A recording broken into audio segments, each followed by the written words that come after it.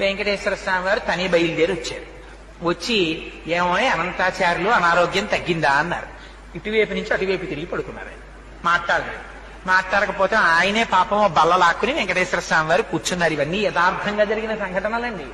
ఓ బల్ల మీద కూర్చుని చెయ్యి పట్టుకుని అనంతాచార్యులు తగ్గలేదా, ఇంకా ఒంట్లో ఉష్ణం అన్నారు.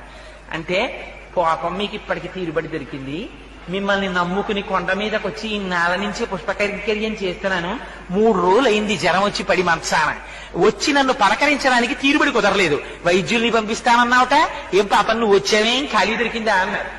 అంటే పోన్లేవయ్యా, మనస్సంతా కష్టపెట్టుకోకయ్యా, నీకు జ్వరం ఉందో లేదో చూద్దామని వచ్చాను. అనంతాచార్యులు నన్ను చూడాలన్న భక్తే తప్ప వైద్యులతో వైద్యం చేయించుకుందామని కూడా నీకు కోరిక లేదేమిటో, చూడు నీకు ఎలా తగ్గించేస్తానో అని ఒళ్ళంతా. పాపం వెంకటేశ్వర స్వామి గారి వాత్సల్యం అంటే చూడండి, మనం ఒక్క అడుగేస్తే చాలు ఆయన 10 అడుగులు వేస్తాడు. ఒళ్ళంతా తడిమేర పడుకున్నటువంటి అనంతాచార్యులు వారిది. ఆయనకి జ్వరం అంతా తగ్గిపోయింది. లేచి నిలబడి గబాల కాళ్ళ మీద పడ్డారు.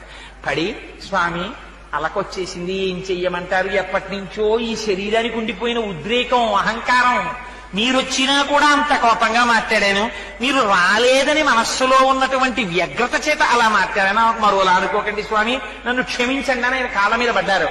అనంతాచార్యులు నిన్ను క్షమించడం ఏమిటో అని పొంగిపోయి కౌగిలించుకుని పాపం